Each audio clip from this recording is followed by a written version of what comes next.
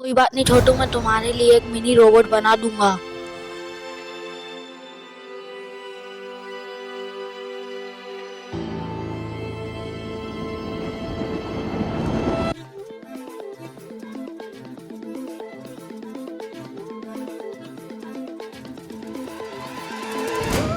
और हाँ मेरे प्यारे दोस्तों, आप मेरी वीडियो को लाइक करके और चैनल को सब्सक्राइब कर दीजिए और ज़्यादा से ज़्यादा शेयर करें।